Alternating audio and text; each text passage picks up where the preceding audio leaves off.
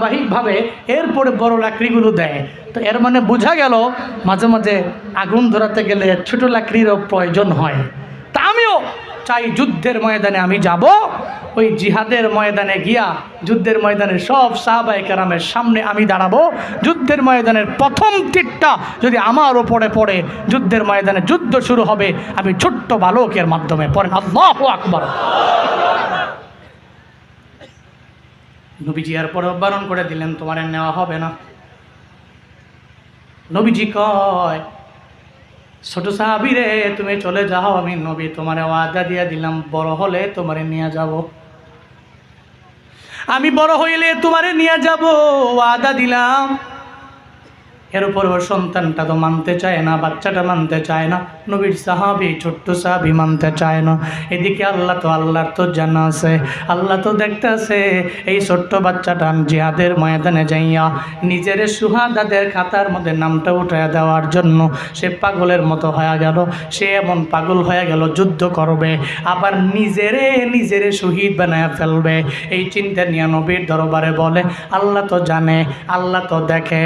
আল্লাহকে জিবরাইল আমার নবীর দরবারে চইলা যাও, আমার নবীর দরবারে যাও, আমার নবীর দরবারে যাইয়া নবীরে জানায়া দেও নবী যে বাচ্চাটারে সাহাবীটারে বারবার বাড়ির মধ্যে ফিরাইয়া দেয়, যুদ্ধের ময়দানে নিবে না, ও যুদ্ধ করতে পারবে না, তরবারি ধরতে পারবে না, ও ঢাল ব্যবহার করতে পারবে না, ও তীর মারতে পারবে না, নিজের বাঁচায়া রাখতে পারবে না।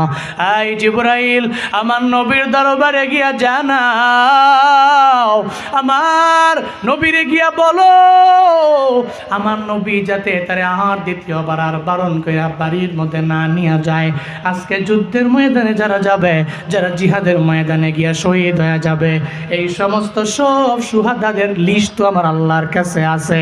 ওই লিস্টের মধ্যে প্রথম কাতারে প্রথম নামটা যার নাম, এটাই তো ছোট্ট সাহাবীর নাম। আজকের যুদ্ধের ময়দানে যারা শহীদ হয়ে যাবে এদের মধ্যে এক নাম্বার হবে ছোট্ট সাহাবী। আমার নবীর গিয়ে জানায়া দাও আরশে মুআল্লা থেকে পাশ হয়ে গেছে, আরশে মুআল্লা থেকে পাশ হয়ে গেছে। এই ছোট্ট বাচ্চাটা আজকে যুদ্ধের ময়দানে যাবে, গাজী হয়ে ফিরবে না, তার মায়ের শহীদের মা বানাইয়া ওই যুদ্ধের ময়দানে তার দাফন হয়ে যাবে। আমি আল্লাহর পক্ষ থেকে এটাই ঘোষণা নবীরে গিয়া জানায়া দাও। জিবরাইল আইসা কয়, ও পয়গম্বর কেন বারবার বারণ করেন? এই ছেলে আপনার দরবারে আসে, আপনি ফিরাইয়া দিলেন, আবার আসলো, আবার ফিরাইয়া দিলেন, আবার আসছে, আবার আপনি বারণ করেন। আল্লাহ তো তারে এমনভাবে কবুল করে নিল, ও পয়গম্বর তারে আপনি আর ফিরাইয়া দিবেন না। আজকে যুদ্ধের ময়দানে তারে পাঠাবেন, আপনার সঙ্গে আপনি নিয়ে যাবেন। যুদ্ধের ময়দানে আজকে যারা শহীদ হয়ে যাবে এদের মাঝে এক নাম্বারই হলো তার নাম। চিল্লায় পড়া যাবে কি সুবহানাল্লাহ? এক নম্বরে তার নাম। মা যখন শুনলো মনটা বড় হয়ে গেল, কারণ মায়েরা জানে রে সন্তান যদি আমার যুদ্ধের ময়দানে যায় শহীদ হয়ে যায়, শহীদ সন্তানের মা বাবা বড় ভাগ্যবান, আল্লাহ এদের জান্নাতে দিয়ে দিবে। এক নম্বরে সুহাদাদের মা বাবারা, যারা সুহাদা এদের আব্বা আম্মারা জান্নাতি। এরপরে দুই নম্বরে কোন মা বাবা জান্নাতি? দুই নম্বরে হাফেজে কোরআনদের মা বাবা জান্নাতি। যারা আলেম হয়ে গেল, হাফেজ হয়ে গেল, এদের মা বাবারা জান্নাতি। এই রোহিঙ্গা এলাকার ক্যাম্পের আমার আব্বা জানেরা, আম্মা জানেরা, যারা মাইক দিয়ে বয়ান শুনতেছেন গো মা, আপনিও তো চিন্তা করতে পারেন আপনার ছেলে অন্য ছেলে হাফেজ হইতে পারলে আপনার ছেলে কেন হাফেজ হতে পারবে না? অন্য একজনের ছেলে উনি যদি তারাবি পড়াইতে পারে, সুন্দর করে কণ্ঠ দিয়া তিলাওয়াত করতে পারে, আপনার ছেলে কেন পারবে না? অন্যের ছেলে যদি বয়ান করতে পারে, আপনার ছেলে কেন পারবে না? আপনার ছেলেও পারবে, আপনার মেয়েও তো ইলমের লাইনে আগে যাইতে পারবে।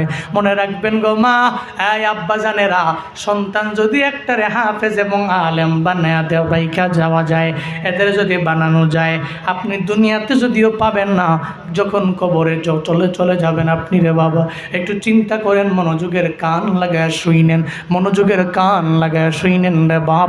আপনি যেদিন মারা যাবেন, আপনি নেককার হইলে তো আপনি বুঝতে পারবেন আপনার 40 দিন আগে থেকেই কেন যেন একটা পরিবর্তন হয়ে যাবে। আপনার দিলের মধ্যে বাড়ি খাবে, আপনি দুনিয়ার মধ্যে মনে হয় বাঁচবেন না। এটা তো আমার নবী জানায়া দিয়া গেলেন। আমার পয়গম্বর ইন্তেকালের আগে আমার নবী শায়িত অবস্থায় পড়ে রইলেন। হঠাৎ করে ডাকলেন, ও আয়েশা, আমার হাতের মধ্যে মেসোয়াকটা দাও। নবীজি মেসোয়াকটা হাতের মধ্যে নিয়ে মেসোয়াক করলেন। এরপরে ডাকলেন, ও আয়েশা, আমার আবু বকরে আমার সামনে আনো। আবু বকর আমার সামনে আসবে, আবু বকরের সাথে আমার কিছু কথার বাকি আছে। হযরতে আবু বকর আসলেন, আমার মায়ার নবীর কপাল মোবারকের মধ্যে একটা চুমু দিয়ে দিলেন। মায়ার নবী কয়, আবু বকর, মনে হয় দুনিয়ার মধ্যে আমি আর বাঁচব না, ইন্তেকাল করে আমার চলে যাওয়া লাগবে। আবু বকরের চোখ দিয়ে গড়ায়া গড়ায়া গড়ায়া গড়ায়া পানি পড়ে। আর বলে, নবী গো, আপনারে যদি আমি হারায়া ফেলি, আমি কার চেহারার দিকে তাকায় আমি দুনিয়ায় থাকবো? আমি থাকতে পারবো না। আমি আবু বকর, আপনার এত বড় আশিক। ও পয়গম্বর, যেদিন আপনি মেরাজ থেকে আসলেন, যেই রাতের বেলা আসার পরে প্রথমবার আপনি আমারে বললেন, জানো নি আবু বকর, রাতের বেলা আমার আল্লাহর সাথে মোলাকাত হয়েছে, আমি নামাজ তোমাদের জন্য উপহার নিয়ে আইছি। আমার এই কথা বলতে দেরি হয়ে গেল, আমি সঙ্গে সঙ্গে বললাম, আমার নবী যা বলে